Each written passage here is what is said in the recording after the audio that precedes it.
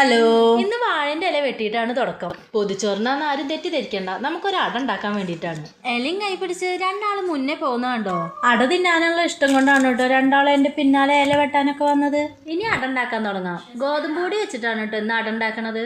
അങ്ങനെ ഞാനിതാ കുറച്ച് ഗോതമ്പ് പൊടി എടുത്ത് അതിലേക്ക് കുറച്ച് ഉപ്പിട്ട് കൊടുത്തിട്ടുണ്ട്. പിന്നെ ആവശ്യത്തിന് വെള്ളം കൂടി ഒഴിച്ച് അതൊന്ന് കുഴച്ചെടുക്കാം. ഈ കുഴക്കുന്ന കൈകൾ എന്റെ അല്ല കേട്ടോ, ഇന്ന് കുഴയ്ക്കാനും പരത്താനൊക്കെ ഒരാള് സഹായത്തിനുണ്ട്. അങ്ങനെ നമ്മൾ കുഴച്ച് വെച്ച മാവ് ഇലയിലേക്ക് പരത്തി കൊടുത്തു. അതിന്റെ മുകളിലായി കുറച്ച് പഴം അരിഞ്ഞതും കൂടി വെച്ചു. പിന്നെ നമ്മൾ ആക്കി വെച്ചേക്കുന്ന തേങ്ങയും ശർക്കരയും കൂടിയുള്ള മിക്സ് അതും കൂടി ഇട്ട് കൊടുത്തു. അതിനുശേഷം ഇല ഒന്ന് മടക്കി കൊടുത്ത് ചട്ടിയിലിട്ട് ചുട്ടെടുക്കാം.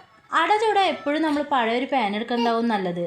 അല്ലെങ്കിൽ ആ ശർക്കരയുടെ വെള്ളമൊക്കെ ഒലിച്ച് അതിൽ ഒട്ടിപ്പിടിക്കാൻ സാധ്യത ഉണ്ട്. അങ്ങനെ അതാ അടക്ക നന്നായി വെന്ത് വന്നപ്പോൾ ഞാൻ അത് വേറൊരു പാത്രത്തിലേക്ക് മാറ്റി. അങ്ങനെ അടക്ക മുഴുവൻ ചുട്ട് കഴിഞ്ഞപ്പോൾ ഞങ്ങൾ ചായ കുടിച്ചു. നല്ല ടേസ്റ്റ് ഉണ്ടായിരുന്നു കേട്ടോ അട. അപ്പോൾ ഇത്രേ ഉള്ളൂ കേട്ടോ നമ്മുടെ ഇന്നത്തെ വീഡിയോ ഇഷ്ടപ്പെട്ടാൽ ലൈക്ക് ചെയ്യുക, കമന്റ് ചെയ്യുക, ഒപ്പം സബ്സ്ക്രൈബും കൂടി ചെയ്താലോ കേട്ടോ നമുക്ക് ഇനി മുന്നോട്ട് പോകാൻ പറ്റുള്ളൂ. അപ്പോൾ എല്ലാവരും സബ്സ്ക്രൈബും കൂടി ചെയ്യണേ.